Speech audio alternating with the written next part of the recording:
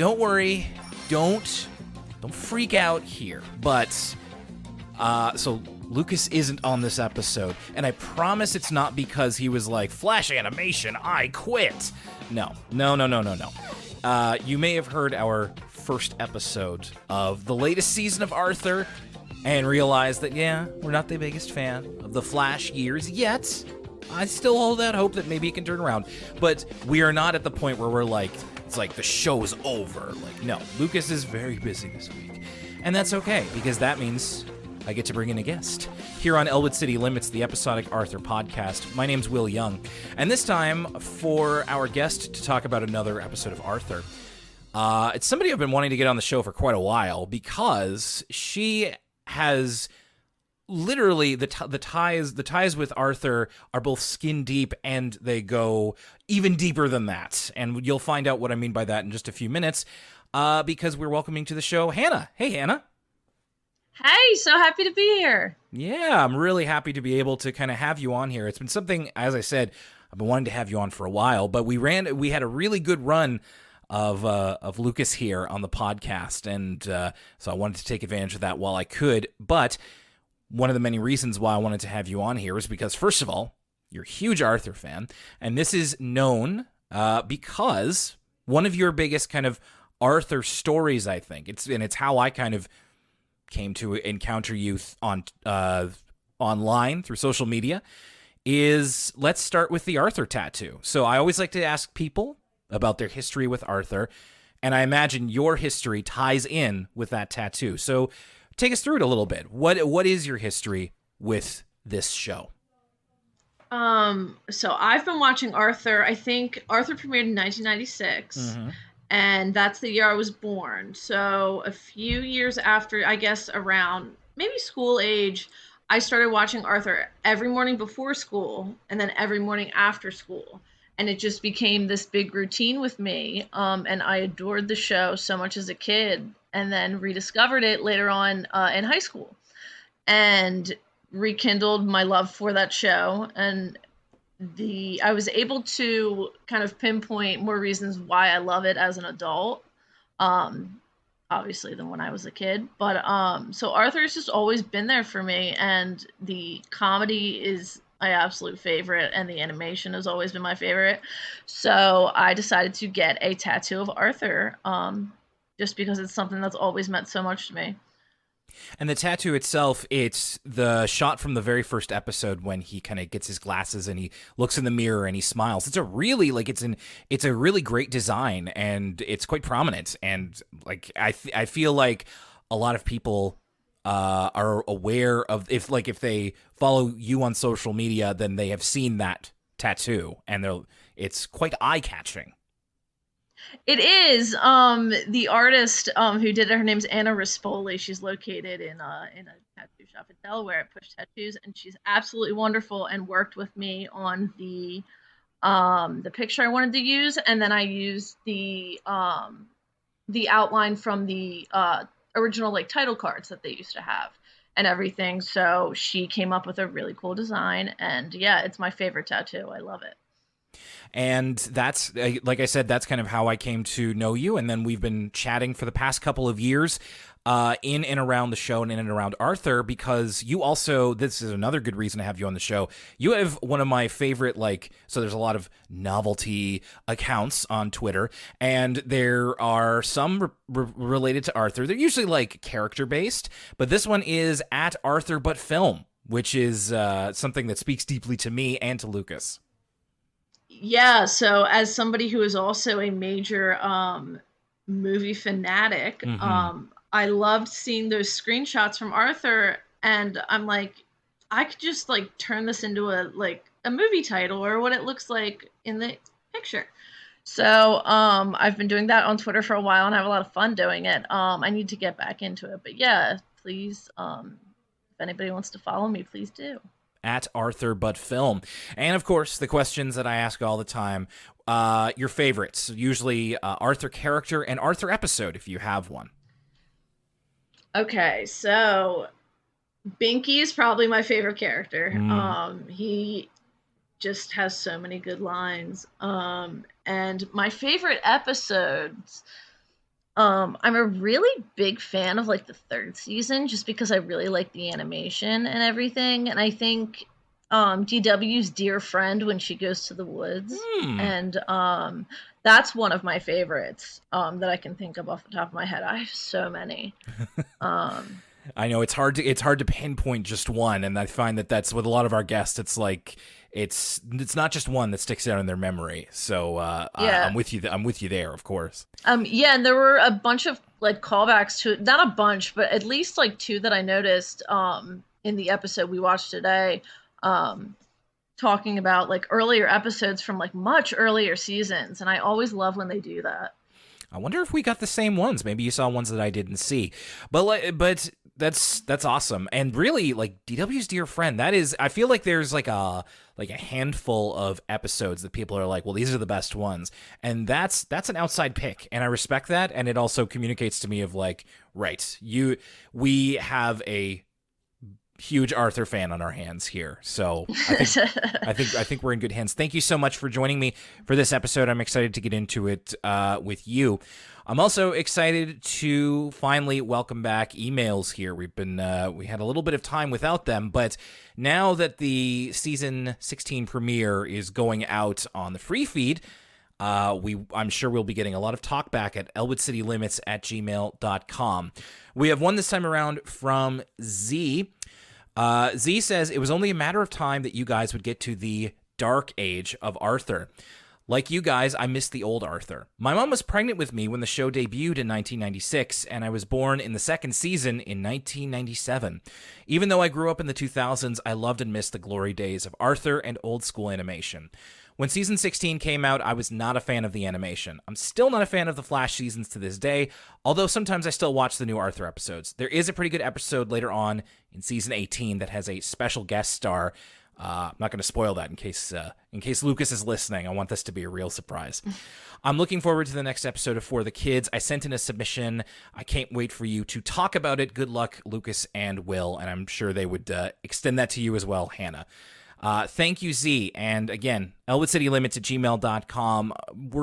I said this in the past episode, we're welcoming all feedback in terms of like if you don't like the Flash animation, if you do like the Flash animation. We've already been talking with some of our patrons who got to listen to that episode a week early, and some of them, push back on a couple of things we had to say, and I welcome that, as long as it's, don't be mean or anything, but I would really like to hear it, especially if you are a fan of this animation.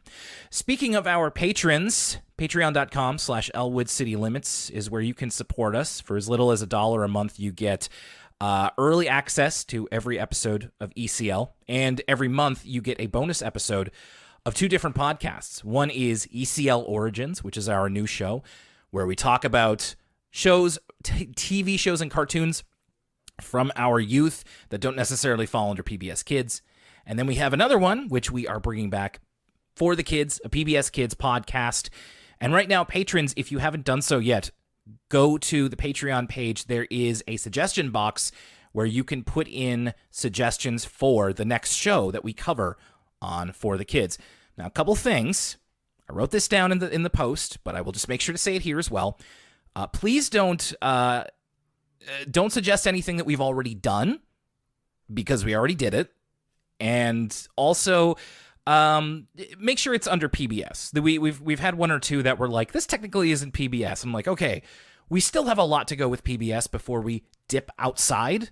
And then that's also what ECL Origins is for. So please keep it strictly to PBS. And somebody recommended Liberty's Kids, and I've got great news for you. We've already covered it. We have 50 episodes of For the Kids, 51 technically, because one of them's a two-parter, but Liberty's Kids was one of them. And I never watched that show. I never really? I never got into it, but I remember it. I remember like the theme song. But I don't think I ever got, I wasn't into historical, like kids TV and stuff like that. It just wasn't up my alley. Tisk, tisk, tisk. The American on the podcast over here doesn't even watch the show that's about your country. That'd be like if they had a Liberty's Kids Canadian, what would the Liberty's Kids Canadian equivalent be? Parliament Pals? See, I would watch that. I don't know if I would. Maybe it's really we get enough history, we get enough of our country's history in school. Maybe you just didn't want to spend your precious hours outside of school talking more about school. So I understand. And hey, it's not like I learned anything from Liberty's Kids. Clearly, I still don't even really know where the states are in America. So big help that was. But a big thank you to all of our patrons who help us keep these side series going, including lovely people like Matt Osborne, Derek Watson Jr., Mamata, and Alonzo Espinoza, Jack and Jeff L. We have Ash. There is Richard Mortimer and RPG Fiend. Thank you as well to RG and to Zara, and also to Baby Show Addict, among many, many other people. Thank you very much for supporting us. Patreon.com/Elwood City Limits. As mentioned before, and if you have listened to the premiere episode of this season, we are into the Flash Years of Arthur. We kind of had our whole to-do about it. But since we have a guest here, and I'm not, I don't, you've mentioned that this is something that you watched when you were a kid, Hannah, and obviously you grew up with the traditional animation. Was this the first time that you had watched a full Flash episode of Arthur? Yes, it was. I think I've had Flash animation episodes on, like, in the background, but I've never, like, sat down and paid attention to a full one. Mm-hmm. I didn't dislike it as much as I thought I was going to. Okay, that's good. I certainly don't want you to dislike the time that you're spending here. So that's good. No. Meaning, I didn't dislike the Flash animation. Mm-hmm. Because that was kind of something that I always, like, steered away from, just because I was like, I don't really like the way it looks. And everything, so it kind of takes that a big element out of it for me. Yeah, it's a lot to get used to, like, up front. So if you're, as we've mentioned before, if you're coming at this watching the older stuff, then getting used to it is, well, it's still part of the process. But I think it is still going. As I said, we're going to be doing our best to get used to it. And as one patron mentioned, paying attention to the writing. As long as the writing is good, then it can usually make up for the animation. So we're talking about today, second episode of season 16, Flippity Francine. We're starting off with, we're going to get into this a little bit, but it's always interesting to see how Arthur evolves with technology. And now we're into not just YouTube. YouTube's been around for years. Now we're into the age of the viral video. And the cold open is Muffy making a highlight video of Francine attempting the pinwheel kick, a special, kind of impossible soccer kick, and she totally wipes out. She does this sweet 450 splash into a mud puddle, and so that's the start of Francine's infamy, is this viral video. I'm doing, it's rare that we have the cameras on for the Skype, so I'm doing the scare quotes here, viral video, because we started off with like 574 views. So like, I feel like our YouTube channel has more views than that on a couple videos. I wouldn't call those viral either. I think as a kid, you kind of like, 400 is a really big number, especially to kids and stuff like that. So I feel like that's a huge reason she's so excited, because it's just it's a pretty big number, I guess. That is true, and we're not quite at the point yet where we'll have to wait and see if Arthur gets into like streaming, because then you get into like the wild numbers. I feel like kids growing up now understand on some level that like 500 views, 500 people in a stream is nothing. You want like thousands, hundreds of thousands, millions. It's hard for me to say because I'm so old. So this is what leads to the title of the episode. Francine becomes known as Flippity Francine after her video goes viral, and Muffy puts it up on her blog, The Muffington Post, but it's also on their oh gosh, I forgot to write it down. They're the Arthur equivalent of YouTube. Now, have they mentioned the Muffington Post before, and I just haven't seen like newer episodes, or is it a new concept?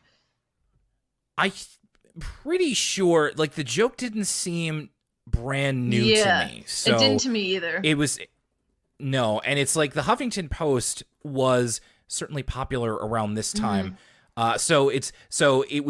It's made its debut in Muffy and the Big Bad Blog, which we have talked about. That is the name of her blog, the Muffy. Yeah. But like I remember that coming up on the show and being like, ah, ha, ha, ha, the Muffington Post, very like, cheeky.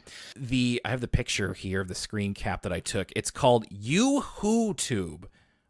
Capital Y-O-U, capital W-H-O, all caps tube. And it looks like the old YouTube setup. I did not catch that, actually. That's very funny. I think like I wanted to take it for the episode picture, but also it was very much like what would they call YouTube? And they kind of, I guess that's a joke. Like if you kind of squint at it, Yoo-Hoo Tube, as in like Yoo-Hoo over here, but it's just like like the Muffington Post actually kind of works a bit better than that. So Muffy mentions that it's more popular. Francine's video is more popular than Tiny the xylophone playing cat, which now we're into Arthur referencing keyboard cat, which is like, like speaking of feeling old, holy crap. Like remember the first time you saw keyboard cat? Yes, I do actually. Like I remember finding keyboard cat genuinely funny. Like it's like I feel like we've all collectively seen it hundreds of times at this point. Can you imagine, like, maybe it still makes you smile? Can you imagine, like, actually, like, hee-haw laughing at it? Like, I did when I was, like, 16 or something? Oh, there's so many old videos like that were so funny when they first came out, and now it's just like, yeah, been there, done that. It's the same joke over and over. You get 100 keyboard cats by like scrolling Instagram reels these days, and it's not as special anymore. One thing that Lucas and we here on the show have been enjoying is kind of the redemption of Muffy over seasons and seasons and seasons and many, many years of like we're slowly finding out like the things that she's good at, and I like that we're pivoting to Muffy has a knowledge of video virality. So yeah, I wrote down she could have a future in marketing, helping her dad out and stuff like that. She's definitely taking to it. Right, exactly. So like she pitched Ed Crosswire in commercials as the Crosswire duck. And it's just like it's a thing that people find funny and memorable. And it's always kind of been like, oh, Muffy's smart at marketing because marketing is money and she's the money character. But now it's like, well, then that means that she would have to be fairly internet savvy, or at least savvy around making viral content. And that makes sense. Like a lot of people that we see that are very successful these days know how to get the word out there, know how to create buzz. This is obviously on a local level, but I'm sure Muffy's going to get even better at that as she ages here. There is a point where, like, so Francine is mortified. This is everywhere. Not just the whole school knows about Flippity Francine, but Muffy says it's gone viral enough that the whole town knows about it. The whole city, Elwood City, knows about it. And Francine at first is just mortified. There's this sequence where she goes into the bathroom and she's seeing, like, the heads of different people kind of telling her how much they love the video. You ever seen the Casper movie from the 90s? Yes. So that scene where Bill Pullman goes into the bathroom and his head becomes different celebrities like Clint Eastwood and like because the ghosts are possessing him. Mm-hmm. Yes, I do. That's exactly the same thing. Because like Francine turns into Binky, she turns into Muffy, and this also doesn't have like we don't get the dream sequence separation. So it kind of just looks like Francine is having a psychotic break because of her newfound viral stardom. It's funny, you went the exact, or I also thought of a movie, but I did not think of Casper. I thought of Poltergeist when one of the guys goes into the bathroom in the mirror and his face starts contorting and stuff like that. That's funny. We both went with movies. And we both went with ghost movies. So like we had kind of similar. It's funny. I own Poltergeist, but for some reason I was like, yeah, the Casper movie that I saw once and was too scared of when I was 6. I don't know. Just I suppose maybe I was thinking in terms of like being a child, and it's just like, I wouldn't show a child Poltergeist. It scares me now. So, but fair enough. But then Francine kind of starts to turn into the skid a little bit. She starts to like her new status. She's very popular.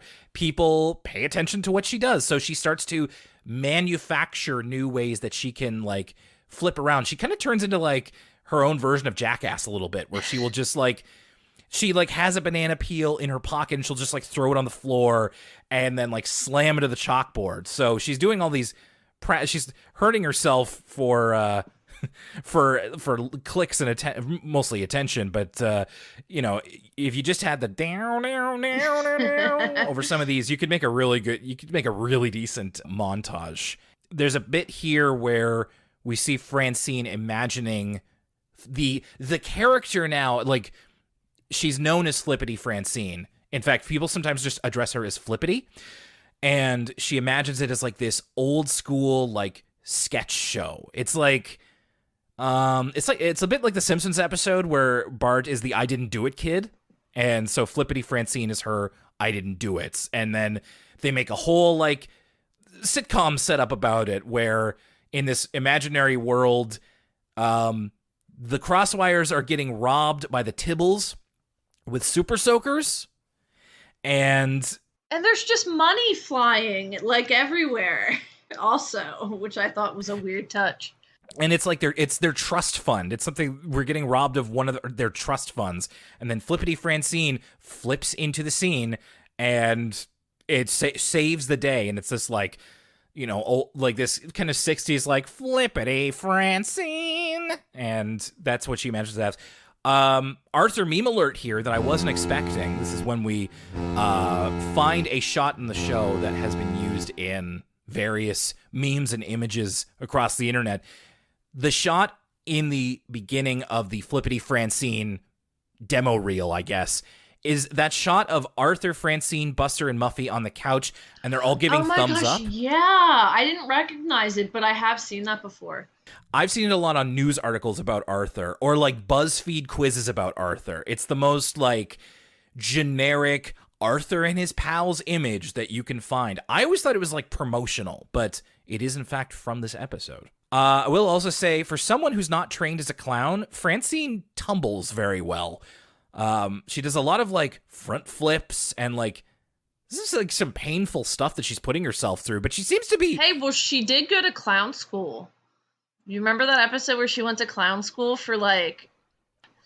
Do you remember what I'm talking about? Oh, I do. So like in the back of my head, I was also thinking about when they put on that show in Arthur the Unfunny, and they are all clowns, and Francine's thing is that she's like doing cartwheels and juggling. So like maybe she took some lessons from like Pickles, but yes, this is coming back to me now. And apologies to the listener because there's been so many of these episodes, I don't remember them all, but I'm glad you did, Hannah. So she took clowning lessons as like the... it was some the type subject of an episode? Like summer camp, I think, and she was trying to be good at one thing and wasn't good at it, and then discovered clowning and ended up being really good at it. That's, yeah. Francine's big top trouble, just so that people don't come after us with pitchforks for not knowing this. But you did. You totally remember this, and I didn't, so... Thank you for filling in that gap. Thank you very much. You're welcome. Well, there you go. So she has had kind of formal clown training. This makes a lot of sense. And eventually we get to the point where this is so funny. So we talked about video views and how 500 isn't viral. It obviously goes up. We see the ticker going up. Muffy at one point says 50,000 page views worldwide can't be wrong. Now, I don't think we do this anymore. And this feels like people who were a bit older when page views were a bit more important than if you're talking about a YouTube video, likes, comments, because page views to me is like making an Angel Fire page in the 90s, or the first website that you made is oh, I got this many hits today. Do we still measure things in page views? No, I think it's more based on interaction. At least I know that it is with TikTok and stuff like that. Right. I think I think TikTok does measure how many people like watch it, but also I'm not really sure. It feels like it's the way that she said page views that brought me back to Yeah. like the days of Or having like MySpace and stuff like that. Yeah. of having like the counter at the bottom of your website of like this many visitors. I tried to make my own website one time when I was very young and did not understand how it all worked. I don't know if I ever did, if I ever tried to make my own website. I know that a lot of people around me were very like interested and like talked about making their own website, but You're a bit younger than me. I think you're closer to Lucas's age, but let's say in like the late 90s, early 2000s, if you had the knowledge to make a web page, like what would you have made it about? in the early 2000s, probably Polly Pocket or Barbie, to be Oh, completely really? honest. Yeah. Yes, I was a huge Barbie kid. Oh, Trying to think what I was into. Oh, Scooby Doo. I would have tried to make a Scooby Doo website for sure. excellent. I was also big into Scooby-Doo. That was one of the things that Teletoon played every day. I think I've mentioned this before on the show. I made like a template of a website. It was all about Power Rangers. That was like the thing where I was like, I feel like I, a 9-year-old, can talk about this with some degree of information. Not even realizing that Power Ranger, like at that point, I didn't even know what Super Sentai was. So I didn't know what the hell I was talking about. So we kind of go from Francine dislikes her identity, then she likes her identity, but then her identity begins to get in the way of her life. It begins to kind of define her in a way that she doesn't really appreciate. We get like a lot of this is obviously built around soccer. We get this soccer montage where Francine is accidentally doing more of her flippity stuff. It has some sweet bass in it, like some brand new bass licks from the music library. I really appreciated, but she's not meaning to be flippity. It's just kind of, it's part of who she is, and it's part of what people expect from her.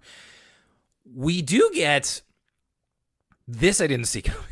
So I kind of said before, like, oh yeah, like page views I don't think are a thing anymore, or like measuring videos in this way. I'll tell you what kids really don't know about: the $6 Million Man. I wrote it down. I cracked up. I thought that was so funny and a very weird reference. But I thought it was really funny. It's very telling, like, because I was like, oh, page views, these people, like, I sometimes think like, oh yeah, the Arthur writers are probably of a certain age, and then like, yeah, no doubt they're of a certain age. They're referencing like a television show from the 1970s that was on and ended like a decade before I was born at least. I think they still try to appeal to the parents and let the parents get a laugh, even if it's not as much as it used to be. Well, and especially like there was definitely a time where you could still make the "we can rebuild him, we have the technology" kind of reference, and it kind of still worked because like there's like a surface level where that's interesting to a kid, and obviously it was referencing the $6 Million Man, very popular action television show from the 70s, maybe 80s. But by the year 2013, it's just like, who even remembers that anymore? Aside from the parents, like you said, watching Arthur, and in this kind of in this dream sequence, Francine is literally remade into a clown. Like the $6 Million Man is about essentially a man who was rebuilt into like like a cyborg of some sort. Like they gave him like all of these robotic enhancements. Instead, Francine is remade into a clown, so now has like clown shoes, a clown nose, clown makeup, like all the time, and she's deemed the flipping failure, and she only does shows for children now. So that's what she's afraid that she's going to become. We also see here, I'm pretty sure, I might be wrong about this. I think this might be the first appearance of video calls on Arthur. Yeah, this threw me for a loop a little bit. I'm really not used to watching them use technology like this. It was a little weird, like just weird to get used to. Well, and it's the same thing with like, okay, now we're openly referencing YouTube. Now we just have Skype calls, like the one that you and I are on right now. And this will come into play a lot more years and years after this, because the newer Arthur PSAs that they've been putting up on their social media, it's all about video calling, especially because there was at least one or two of them that were about COVID. So it was like, we can't have the characters Yeah, the together. ones from the pandemic. Yeah, that was when I first remember them doing that. So the ones like from the pandemic, there was one about voting. There was one about racism that they did. We did like a whole separate episode about this a couple of years ago, but it was all around the auspices of video calling. So this is going to become more of a thing, and it's just like, okay, Arthur really has moved into the future at this point. During this video call, this is Francine talking to Buster, and she's trying to figure out how she can kind of shake this reputation. And I imagine this is one of the deep references that you were talking about earlier, Hannah. Oh yeah, when he brings up the Buster Baxter cat saver and everything, and then also references how he saved everybody from a piano, which I thought was pretty funny. I did too, but it was like so Buster recounts like the cat saver thing, which is back from season 2 of this show. So yeah, deep cut. And this has been something that they've been doing for like the last, like pretty much since the last few seasons. So they're very good for this. I will say though, Francine asks Buster, how did you get people to like you again? Which is when Buster's like, oh yeah, I saved some kids from a piano. And I was like, you were there, Francine. He saved you. Oh my gosh, that's right. I didn't even think of that. Francine was directly involved with this entire story. She should remember this. Also, this is a bit of the pet theory that I have going on with Arthur. It's not an original thing or anything, but like the idea that all of these episodes are happening within the same calendar year, like this could have just happened. Like let's be generous and say it happened like 10 months ago. Don't you remember almost getting wanged by that piano, Francine? Like that almost happened. Like it's just so funny because she's directly involved with that. Yeah, that's great. So the way that Francine manages to shake the flippity Francine thing is that she practices for a long time before their next soccer game. There's 2 soccer games against Mighty Mountain in this episode. And she practices and finally perfects the pinwheel kick, which is essentially like if you've seen, you know, the classic Pele kick. It's basically like it doesn't look amazing. They like flip the character model upside down and does like a moonsault kind of kick into the goal. And that's a pinwheel kick. And that successfully counters her flip video. Now everybody remembers the pinwheel kick. They think it's super cool. And that's how she beats it. It's a little like, I know they didn't have much time left, but it was like, I kind of thought that the resolution was going to be different than just make an even viraler video. I was like, that's not how that works. Yeah, no, not at all. I thought that was interesting too. Kind of a rushed conclusion. It felt like. I mean, Arthur can be guilty of that many times. It is just kind of funny of like, I'm sure that a lot of people who are known for viral videos, like I'm sure, you know, somebody like Star Wars Kid probably tried to make but here's a better video. And just like, nope, Star Wars Kid forever. So I feel like that wouldn't be super successful. Whatever. We got to wrap the story up at this point. And now a word from us kids.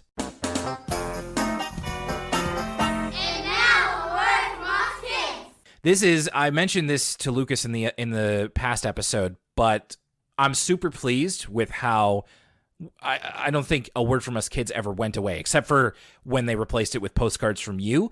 But these feel like a real slice of classic Arthur. Like when the animation has changed, this feels like the old school stuff. So this is all about a first grade class. This girl named Sierra is taking us through this project where they're taking photos of each other, professional photos, and then they create pictures with arts and crafts, these little murals that represent everyone and their interests.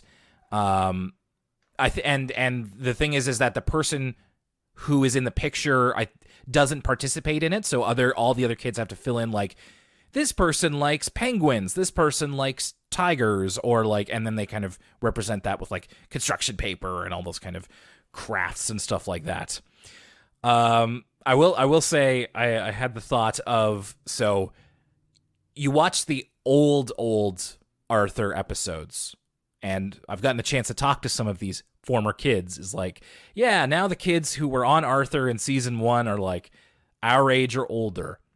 At least these kids in these Word From Us kids are only in like high school. This was only like 10 years ago. Oh, this was 10 years ago. Why did I think it was a little bit sooner? Yeah, I agree. It makes me feel a little less old. I think it's also like it feels more recent because the picture quality is a lot better on the cameras they use. You know, you watch the old episodes and it's just like you can almost practically see the grain of the cameras they're recording on. These ones are a lot clearer digital picture, especially because the move to season 16, they're up to 1080i in quality. So that definitely reflects in the real life cameras that they use. I thought this was a pretty cute segment. The only other thing I have to add is there's a real rad penguin on one of these pictures. Somebody made a real cool penguin. I just saw it. Yeah. What did you think? Was this is probably, I imagine that when you go back to watch Arthur, or maybe I'm wrong, do you normally watch the Word From Us Kids parts, or do you stick to the cartoons? In the old ones, yes, I do, because I remember watching the Words From Us Kids like when I was younger, so it's kind of like just goes along with it and everything. Mm-hmm. And what did you kind of think of this one? I love an art project, so I thought it was super, super cute that they all got to decorate each other's pictures with stuff that they liked. Yeah, it really brings that back of like, I was never super great with crafts. I'm not that good of a kind of good with my hands or in terms of those types of things. But I mean, I'd rather be doing a craft these days than doing the other stuff I do for work. All right, we're going to be back with the second part of our episode right after this. Hi, everybody. It's Lucas, your favorite co-host from Elwood City Limits. I want to remind you folks that if you like listening to the podcast, first and foremost, the best way to spread the love is to tell a friend who is interested in Arthur or podcasts or animation or hearing about Nova Scotia for some reason. But there's some other things you could do as well. For instance, you can follow us on social media. Twitter is at ECL Podcast. The Instagram is at Elwood City Limits. My pet project, the Twitch channel, which we do live streams on sometimes, twitch.tv/Elwood City Limits Pod. And we also have a Facebook and Tumblr as well. You can also find us on Apple Podcasts, Spotify, and youtube.com/Elwood City Limits. That's where Will has been diligently uploading all of the episodes if they're not on your podcast listening service of choice. If they aren't on one of those services, let us know. You can reach out to us on social media or via email at elwoodcitylimits@gmail.com. Finally, the Patreon is where you can find all of our paywall content, patreon.com/Elwood City Limits. This gives you access to the Discord, where we have a bustling community, as well as some exclusive videos, audio bonuses, such as commentary for the various Arthur movies and more, as well as some of our additional podcasts. For the Kids is where me and Will cover all the PBS shows that aren't Arthur, as well as ECL Origins, where we really talk about any show from our childhood that we want. And most importantly, you get early access to every episode of ECL. You get to flex on your friends that you're getting it a week early. You can join for as little as $1 a month at patreon.com/Elwood City Limits. And now, back to the show. And now, back to Arthur. Or if you're listening on Patreon, we're back right now.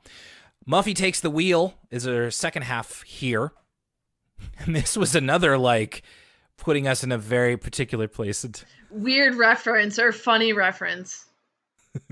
So the whole idea of this cold open is the theme of there's no shame in asking for help, but too much of that help can end up with people helping you doing it for you. And they illustrate this through the new computer game that DW is playing, Cranky Bees. Yeah, what a funny name. I thought this was really cute that they did a version of Flappy Bird. And it is, like, unmistakably Flappy Bird. Like, Cranky Bees, the name sounds like it would be a takeoff of Angry Birds, which absolutely was very popular at this time, 2012, 2013. But they ended up, and maybe, I wonder, they ended up going, and it's obviously Flappy Bird. Like, it's doing the thing where you have to, like, hold it down, and it's, you can obviously tell it's Flappy Bird. I wonder if Like, we know that these Arthur seasons are made about like a year and change before they air. I wonder if it was originally intended to be an Angry Birds parody, and then they just updated it because, I don't know, I wonder if the turnaround in animation became shorter once they started using Flash animation in-house. So maybe they originally wanted to do Angry Birds, but then they were like, actually, why don't we make it Flappy Bird? Because Flappy Bird is was more popular at this point in 2013. Like, I remember people in my college class playing Flappy Bird a lot. Yeah, it was big when I was in high school. That's interesting. I didn't think of it like that, but you're probably right, or something along those lines. I'm just spitballing again. I was like, I don't know the whole process, but it's just like, it's interesting that you would call it Cranky Bees and you wouldn't call it like, I don't know, Wappy Dove or something. Like, just more of like a direct Flappy Bird reference. Anyway, DW is trying to play this. She's having trouble with it. Arthur tries to help her. Then Mom tries to help her because she's big into it at work. And then Grandma Thora tries to help and ends up beating the level. So Grandma Thora, not only great at marbles, great at cranky bees. So the actual episode is about maybe the coolest project that Arthur and the Mr. Ratburn's class have done in the show. There's probably a couple of others that are close, but like, they are holding the first annual Lakewood Derby. So they each get a block of wood, and every kid has to create the best aerodynamic designed car out of this block of wood. I thought it was kind of funny that he would just give them a block of wood as if everybody's parents knows like woodworking as a trade. I thought that was kind of funny. It struck me as something that, like, I'm not so sure that you'd be able to do this now, not because it's like, you know, you'd get canceled over it or something, but like, it's like you say, like, not everybody has access to the tools or the know-how to turn this block of wood into like an actual, like, some of the stuff they make out of this block of wood is like really, really good looking. And it's including what Muffy gets up to. This is a Muffy episode. This isn't really a spoiler. This was more of a prediction of mine. Like, as soon as I was like, oh, they're doing woodworking, George wins. You know, I didn't think of that, but I found it very, very funny when that was the outcome. Because I completely forgot about all the talent shows that he always won on his pogo stick. It not only the talent shows, but also like we've well established at this point, George is the most handy of everybody. Like, he literally has access to like woodworking tools especially with his dad. He's super good at like hands-on. I didn't even think of that. Yeah, he's like, anyway, I was like, maybe I'm wrong. Maybe Muffy wins or something, but we'll get there. So Muffy enlists her dad for help and this is something that Ed Crosswire is apparently very passionate about, is these little derby cars and cars in general. We get a little flashback to little Ed Crosswire doing this project when he was a young boy, wearing the same clothes that he does in the modern day. So I guess he found to look very young and just stuck with it. Yeah. So he gets these great ideas for what he wants this car to be, and he takes some inspiration from some classic cars he has in his garage. Good joke here. Yeah, impressive car collection. I thought. I was like, good for him. And it's not just like Hot Wheels. They're not just like cool like racing cars. Like, some of them are like meant to be like classic roadsters. And he says of the last one, this one has Derby winner written all over it. And then he unfolds it and it literally has Derby winner written on the side. So good joke. I liked that one. And it is the most Hot Wheels of the cars. It's like this like fuchsia color with like flames on the side. It's like, I'm sure I had this dinky car when I was very little. As the cold open kind of alluded to, Ed kind of takes point on this project and does a lot of it for Muffy. Like, he starts out trying to teach her how to use like the saw properly and how to sand it, but then he kind of like is really enjoying himself, so he essentially does the whole thing for her. Now, I do want to say I relate to this a lot because when I was around Muffy's age, I was very, very guilty of this. I was very much the type of kid who, like I said earlier, I'm not good at like constructing things. I'm not good at like making things practically. So when I was a kid and and there were projects that called upon that kind of like know-how, or that like required you to do something, like making a diorama or something, I would leave it to the last minute, like literally the night before, and then I would run crying to my mother that I didn't know what to do, and then my family would do it for me. That's actually pretty good. It's a pretty good bit. Did it work most of the time? It did, and like eventually my family had to be like, okay, you can't keep doing this. Like this is that's the lesson I learned of like getting us to do this for you is, you know, it's not honest, it's not your work, and also we can't do it all the time.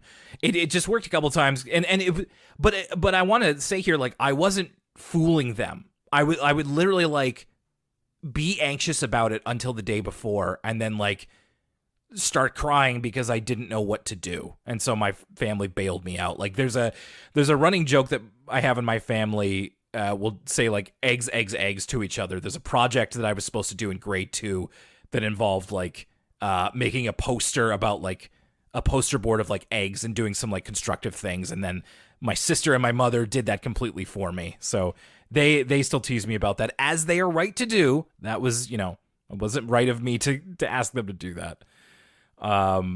Were you, I mean, I've said that I wasn't super good at that sort of thing. Were you very constructively minded when you were younger, Hannah? Like, did you enjoy projects where you built stuff?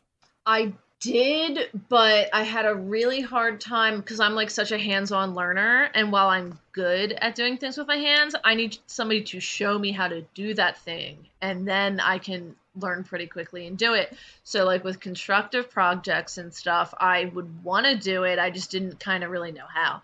But I was good at like artistic stuff and everything. Like posters were normally fine for me, like all that kind of stuff. But anything like involving we had to be like extra creative, it was sometimes a little difficult for me.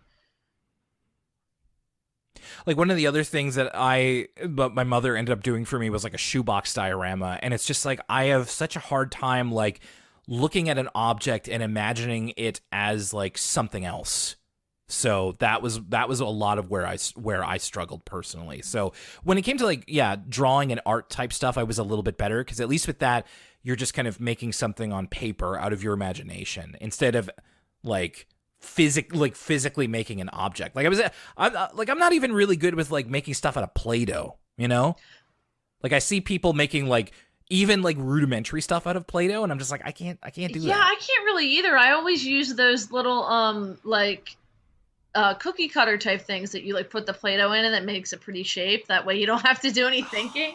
See, I always liked Play-Doh. I always wanted that stuff. I wanted the stuff that like made the Play-Doh food, because that's, yeah, like you said, it's preset. So all you have to do is like, you know, get the Play-Doh in there and it becomes that shape. But you know, I never got the chance to use that stuff. And then I was never really a Play-Doh kid. I never even ate Play-Doh, so I didn't get to have that joy either. Yeah, I was a little bit. My niece is a big Play-Doh. She loves playing with Play-Doh, and she's the one who has all the little like cookie cutter things, and I always put them in. And then they're pretty food. So they are still making Play-Doh. Yes. Oh yeah, they are. Because it's really big in daycares also. Okay. Like it just occurred to me that I'm like, you know what? I haven't seen Play-Doh in maybe a decade. Not that obviously I'm not the target market for it anymore, but it just occurred to me of like, they could have just canceled Play-Doh, like they could have just taken Play-Doh away, and I'd have no way you would never know. So no. So I'm glad it's still going. That's good. There's lots of kids who can do cool stuff with Play-Doh. I was just never one of them. The car that Ed Crosswire makes, and Muffy proposes the name the Crossvet, which is a cool name, and that's eventually what the car is called. But Muffy is a little disappointed that she didn't get to make the car herself. Now, normally, if this were an earlier Muffy, I think she would probably have asked her father to do this, and like specifically so that she wouldn't have to work. But she did have a cool idea. Like we see her doing plans of it in her head. She wants to make the Crossvet, but it ends up being kind of taken over by Ed. There's a good line by Buster when they do a check-in later in Ratburn's class. And, you know, it's like, you have until Monday to build these. And then Buster says, "We have to build these?" which I was like, yeah, like again, like you said, it's just like this is a lot to expect of children. So Muffy is thinking about firing her dad, which leads to a very funny like daydream where she thinks about like, what's the worst if I fired my dad? And she thinks about doing it, and then in this imagination, Ed becomes super depressed. He's just like, he's beside himself with grief. He loved it so much, and he didn't want to be taken off the project. In fact, he like basically gives away his used car business and then trades a kid a car for a tricycle and like sadly trikes home. I thought it was really, really funny. And especially because Ed's voice actor, AJ Henderson, is really, like, he's still in, it's the same voice that he was from the first season, and he's really getting to, like, stretch the role a little bit now that we have him in this, like, he's not just the rich jerk. He's getting to be, like, have different emotions and all that kind of stuff, so. I didn't know that it was the same voice actor from the first season. That's great. Well, and I think it's just, like, he is, that voice to me is unmistakable. Like there's nobody else who sounds like Ed Crosswire. So yeah, AJ Henderson, I believe he stuck with it probably until the end, as far as I know. So Muffy, she doesn't really want to fire him, especially because he made the derby car, he finished it. And so instead of firing him directly, Muffy pulls an all-nighter, and she enlists Bailey's help to, because kids at home, ask your parents before you use a table saw. You know, and she pulls an all-nighter and they make their own cross-vet. And that's her way of saying that it was important to her to make it as well, but also not wanting to disappoint her dad, who Ed admits that, like, this is the most fun I've had in decades. Just like rich people.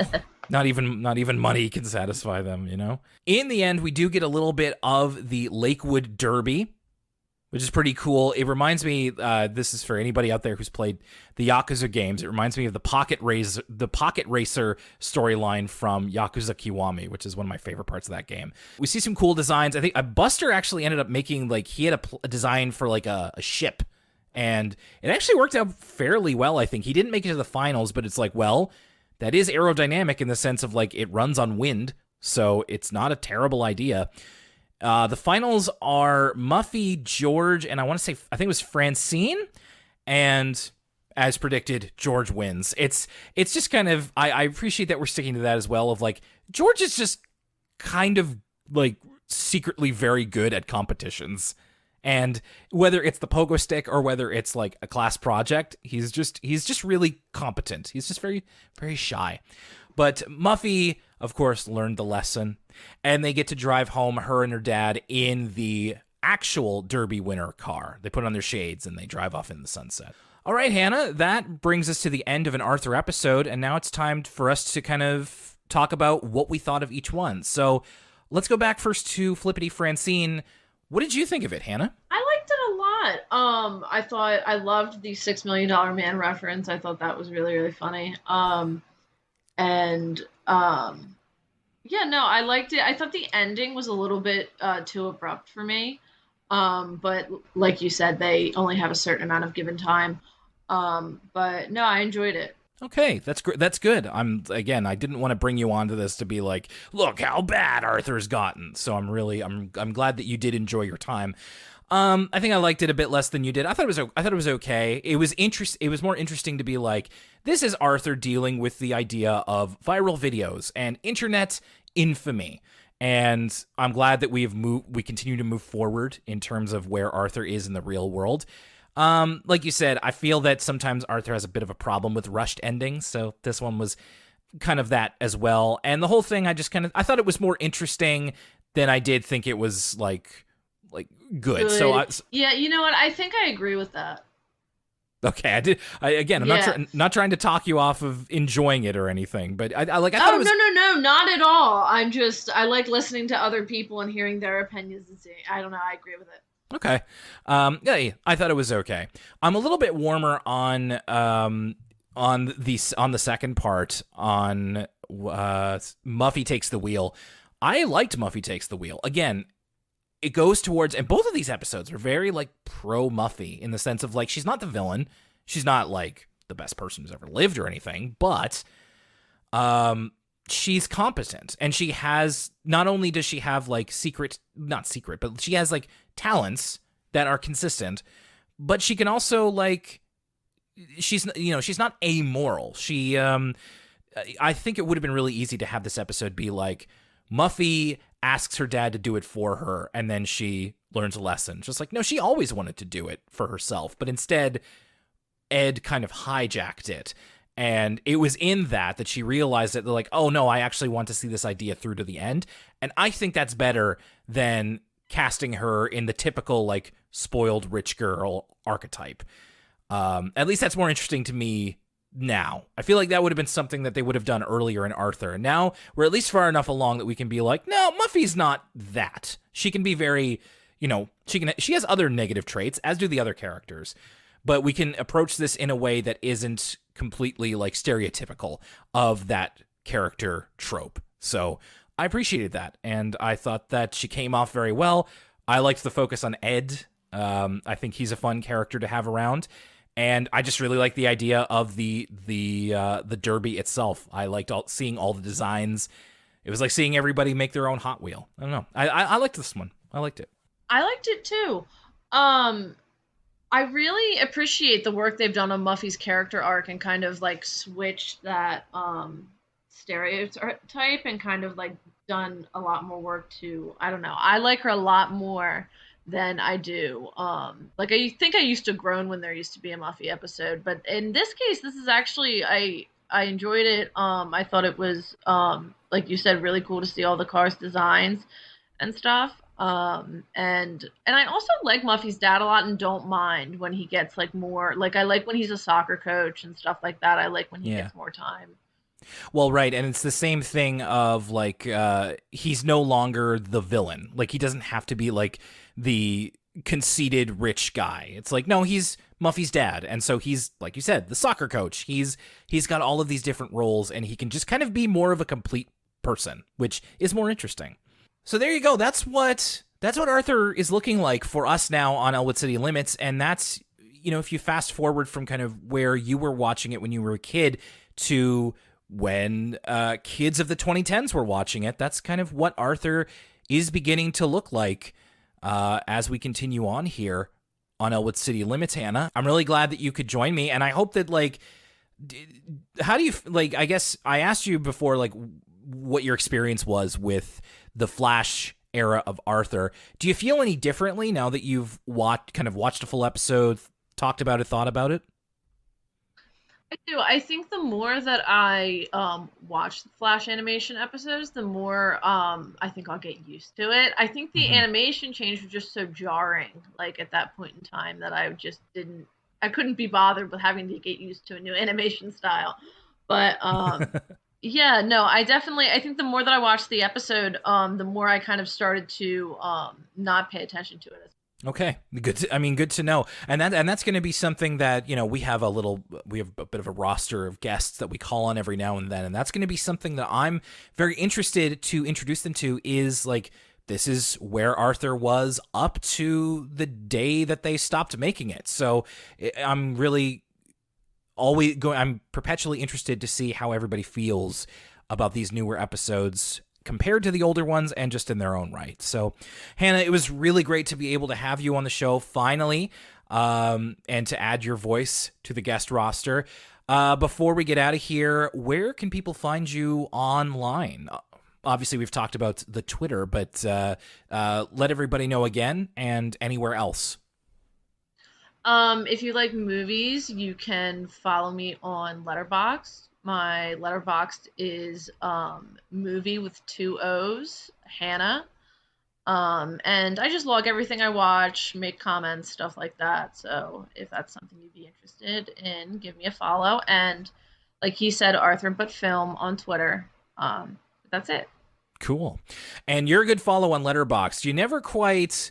I can never quite pin down exactly how you're going to feel about a movie, and that's what makes it very interesting. I'm just like, I'm always just like, what did Hannah think of this? Like, oh, okay, I thought it differently, or I thought the same, but like for different reasons. So I'm always interested to see more of your ratings, because of course you are a huge movie fan, and you always have a bit of a different. You're not just like the other people that I kind of talk to about movies. You always see things in a different way, in a way that I really appreciate. And same with Arthur. So it was really great to have you on here. Of course, and hopefully you'll be able to join us again another time for another episode of Elwood City Limits when Lucas is indisposed. Yeah, I would love to. Would love to come back. Well, you're officially on the roster, so I'll keep you in the loop. Next time on Elwood City Limits, we're going to be talking all about DW and blockheads as we continue on season 16.